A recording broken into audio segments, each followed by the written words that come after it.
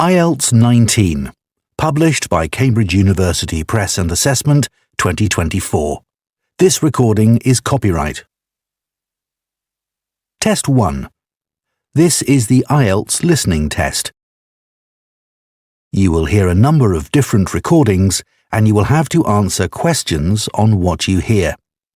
There will be time for you to read the instructions and questions and you will have a chance to check your work. All the recordings will be played once only. The test is in 4 parts. At the end of the test, you will be given 10 minutes to transfer your answers to an answer sheet. Now turn to Part 1.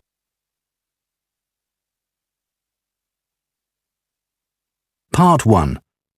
You will hear a teaching assistant calling a country park about a school visit. First, you have some time to look at questions 1 to 6.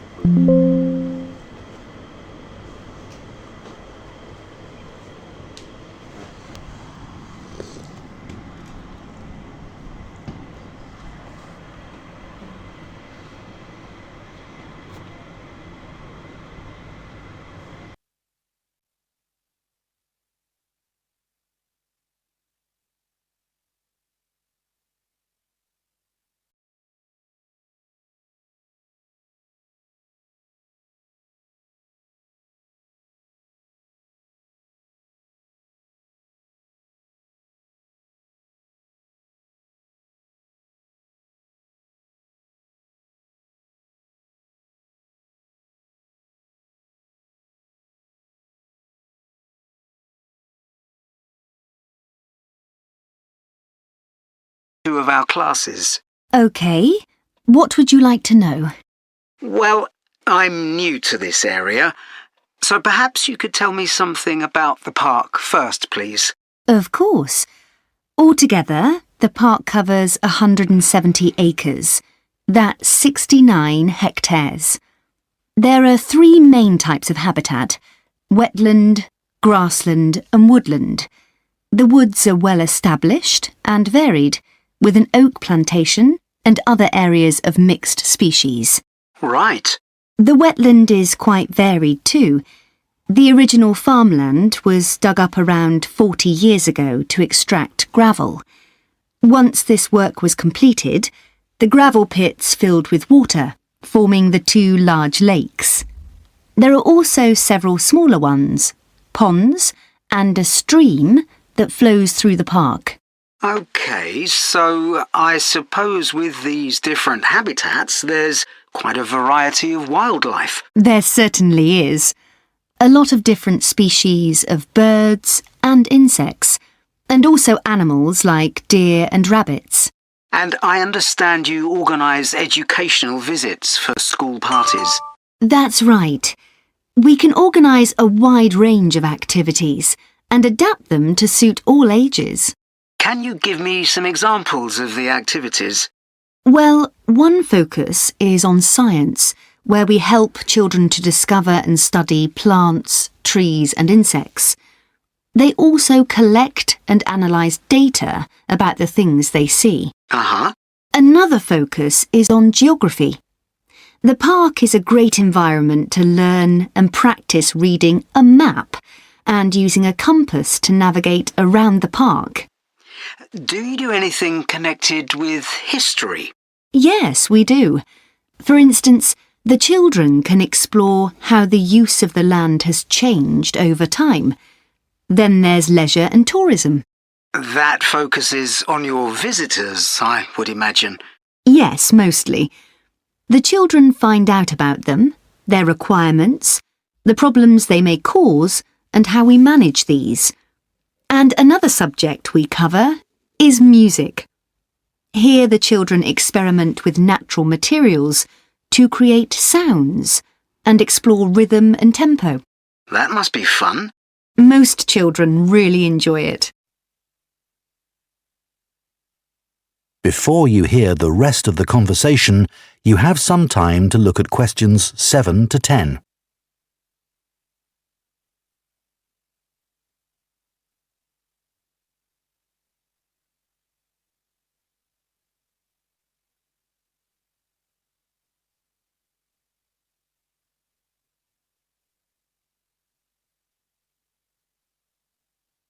Now listen and answer questions 7 to 10.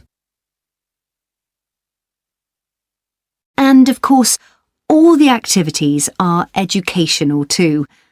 Learning outside the classroom encourages children to be creative and to explore and discover for themselves. I would imagine they get a sense of freedom that might not be a normal part of their lives. That's right. And very often, the children discover that they can do things they didn't know they could do, and they develop new skills. This gives them greater self-confidence. It sounds great. So, what about the practical side of it? How much does it cost for a full-day visit? We would expect to bring between 30 and 40 children. If there are over 30, it costs £4.95 for each child who attends on the day. We invoice you afterwards, so you don't pay for children who can't come because of sickness, for example. There's no charge for leaders and other adults, as many as you want to bring. That sounds very fair. Well, thanks for all the information. I'll need to discuss it with my colleagues, and I hope to get back to you soon to make a booking. We'll look forward to hearing from you. Goodbye. Goodbye, and thank you. That is the end of Part 1. You now have 1 minute to check your answers to Part 1.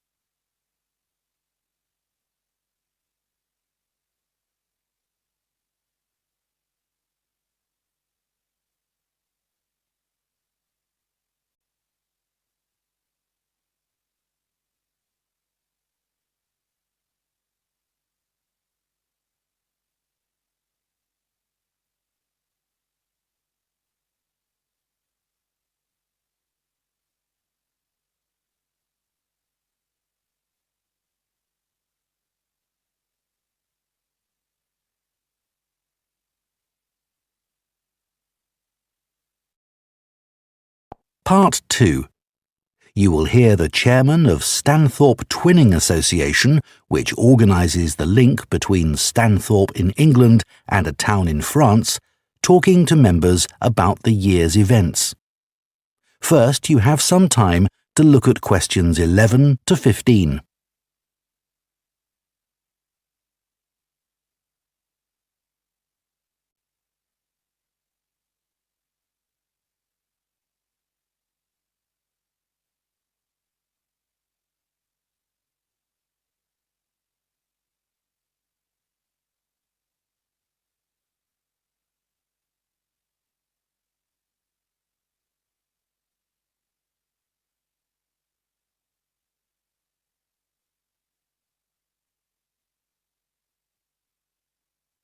Now listen carefully and answer questions 11 to 15.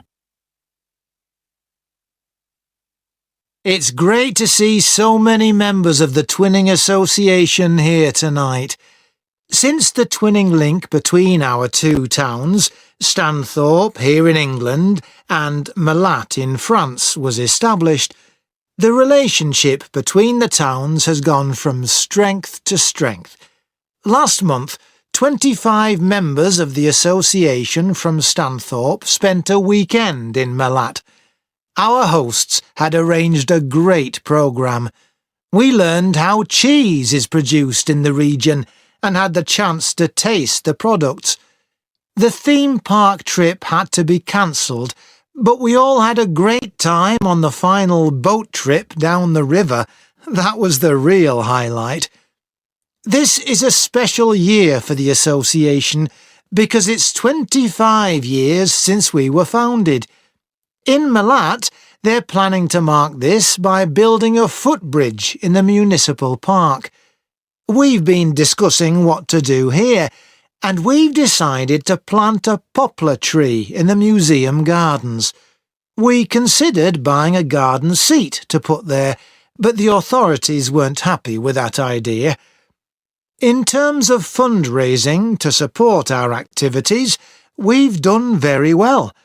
Our pancake evening was well attended and made record profits. And everyone enjoyed the demonstration of French cookery, which was nearly as successful. Numbers for our film show were limited because of the venue, so we're looking for somewhere bigger next year. We're looking forward to welcoming our French visitors here next week, and I know that many of you here will be hosting individuals or families. The coach from France will arrive at 5 p.m. on Friday. Don't try to do too much that first evening, as they'll be tired, so have dinner in the house or garden rather than eating out. The weather looks as if it'll be okay, so you might like to plan a barbecue. Then, the next morning's market day in town, and that's always a good place to stroll round. On Saturday evening, we'll all meet up at the football club, where once again we'll have Toby Sharp and his band performing English and Scottish country songs. Toby will already be well known to many of you, as last year he organised our special quiz night and presented the prizes. Before you hear the rest of the talk, you have some time to look at questions 16 to 20.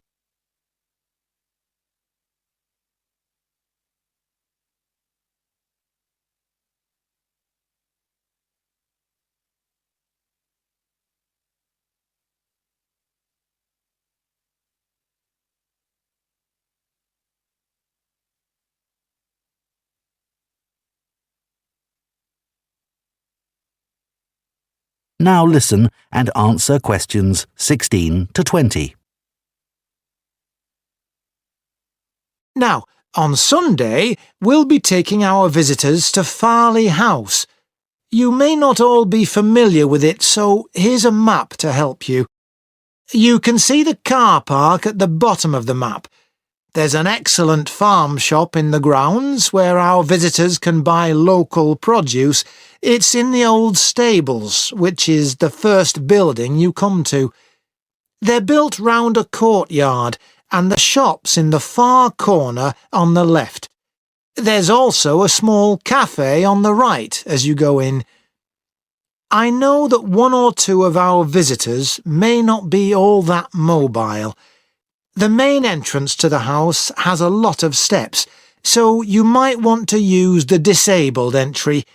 This is on the far side of the house from the car park. Children will probably be most interested in the adventure playground. That's at the northern end of the larger lake, in a bend on the path that leads to the lake. There's lots for children to do there. There are a number of lovely gardens near the house. The kitchen gardens are rectangular and surrounded by a wall. They're to the northeast of the house, quite near the smaller lake. They're still in use and have a great collection of fruit and vegetables. The Temple of the Four Winds is a bit more of a walk, but it's worth it. Take the path from the car park and go past the western sides of the stables and the house. Then, when the path forks, take the right-hand path. Go up there with the woods on your left, and the temple is right at the end. There are great views over the whole area. OK, so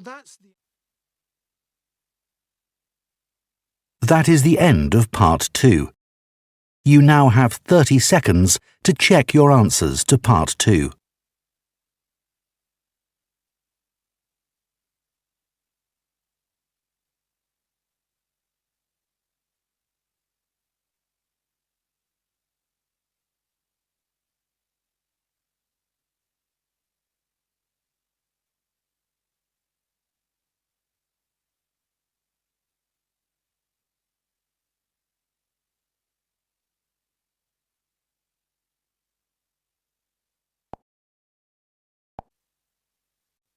Part 3. You will hear two food science students called Marie and Colin discussing their final year projects. First, you have some time to look at questions 21 to 24.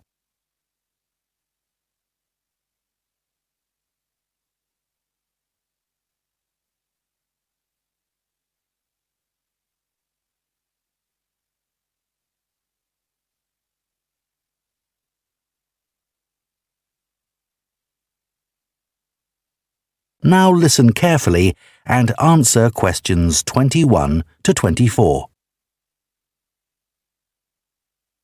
I haven't seen you for a bit, Marie.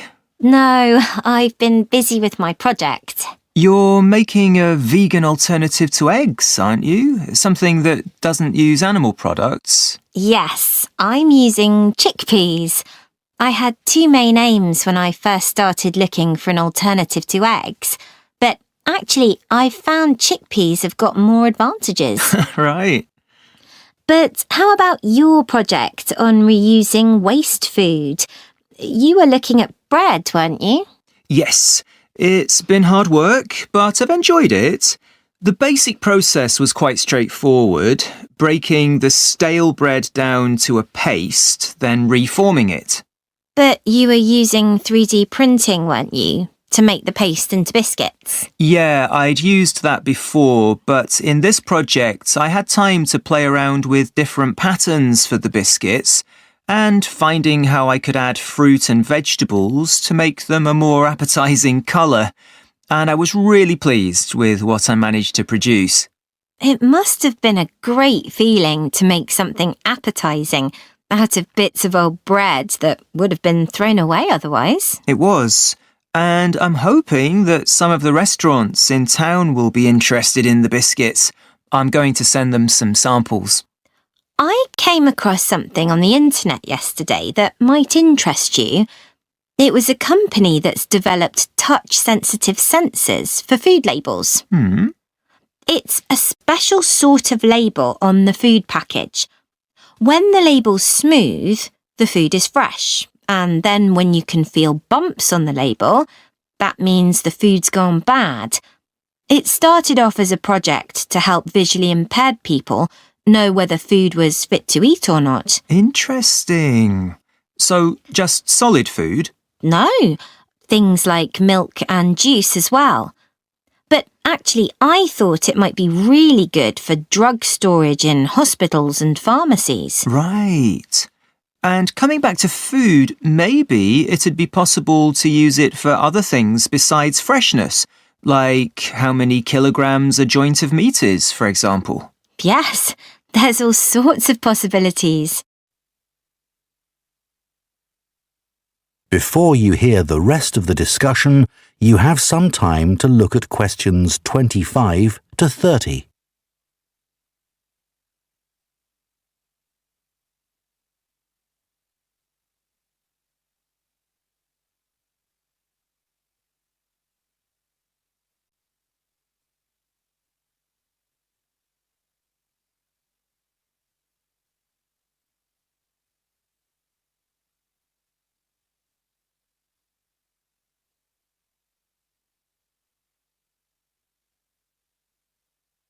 Now listen and answer questions 25 to 30.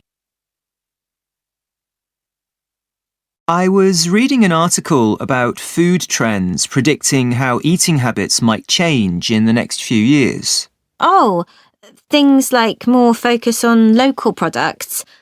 That seems so obvious, but the shops are still full of imported foods. Yes, they need to be more proactive to address that. And somehow motivate consumers to change, yes. One thing everyone's aware of is the need for a reduction in unnecessary packaging. But just about everything you buy in supermarkets is still covered in plastic. The government needs to do something about it. Absolutely. It's got to change. Do you think there'll be more interest in gluten and lactose-free food? For people with allergies or food intolerances? I don't know. Lots of people I know have been buying that type of food for years now. Yes, even if they haven't been diagnosed with an allergy. That's right. One thing I've noticed is the number of branded products related to celebrity chefs. People watch them cooking on TV and then buy things like spice mixes or frozen foods with the chef's name on. I bought something like that once, but I won't again. Yeah, I bought a ready-made spice mix for chicken, which was supposed to be used by a chef I'd seen on television, and it didn't actually taste of anything. Did the article mention ghost kitchens used to produce takeaway food? No, what are they? Well, they might have the name of a restaurant, but actually they're a cooking facility just for delivery meals. The public don't ever go there. But people aren't aware of that. It's all kept very quiet. So people don't realise the food's not actually from the restaurant? Right.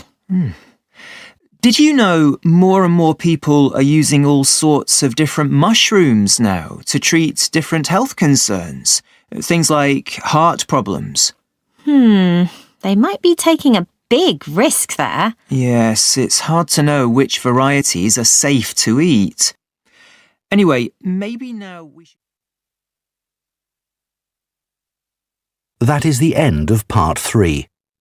You now have 30 seconds to check your answers to part 3.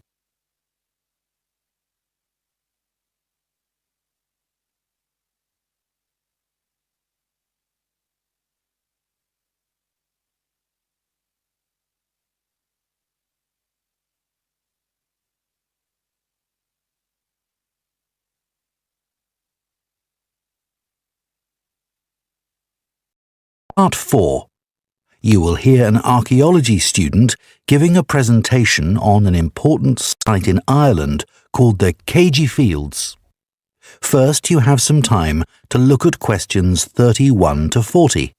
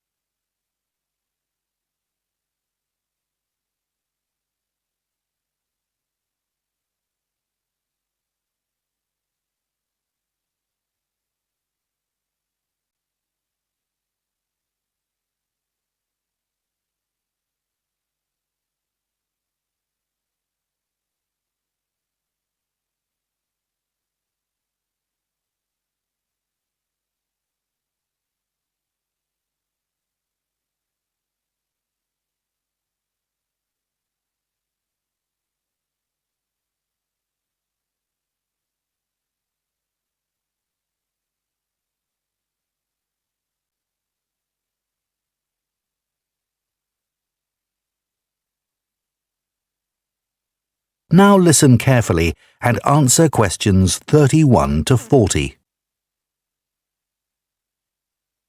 For my presentation today, I'm going to talk about the Cagey Fields in the northwest of Ireland, one of the largest Neolithic sites in the world. I recently visited this site and observed the work that is currently being done by a team of archaeologists there. The site was first discovered in the 1930s by a local teacher, Patrick Caulfield. He noticed that when local people were digging in the bog, they were constantly hitting against what seemed to be rows of stones. He realised that these must be walls, and that they must be thousands of years old for them to predate the bog which subsequently grew over them. He wrote to the National Museum in Dublin to ask them to investigate, but no one took him seriously. It wasn't until 40 years later, when Patrick Caulfield's son, Seamus, who had become an archaeologist by then, began to explore further. He inserted iron probes into the bog to map the formation of the stones, a traditional method which local people had always used for finding fuel buried in the bog for thousands of years. Carbon dating later proved that the site was over 5,000 years old and was the largest Neolithic site in Ireland.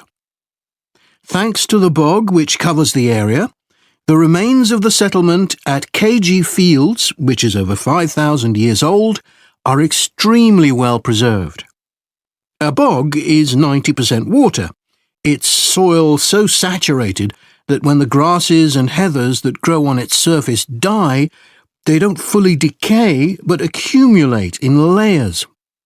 Objects remain so well preserved in these conditions because of the acidity of the peat and the deficiency of oxygen. At least 175 days of rain a year are required for this to happen. This part of Ireland gets an average of 225 days.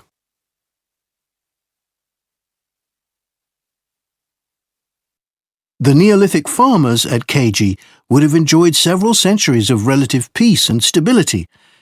Neolithic farmers generally lived in larger communities than their predecessors, with a number of houses built around a community building.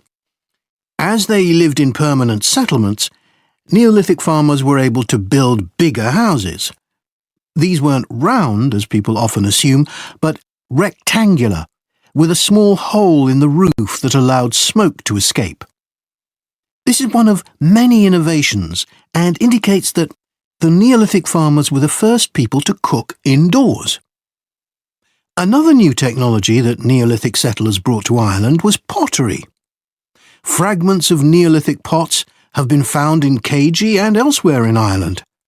The pots were used for many things, as well as for storing food.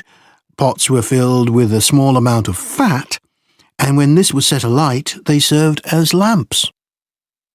It's thought that the KG fields were mainly used as paddocks for animals to graze in.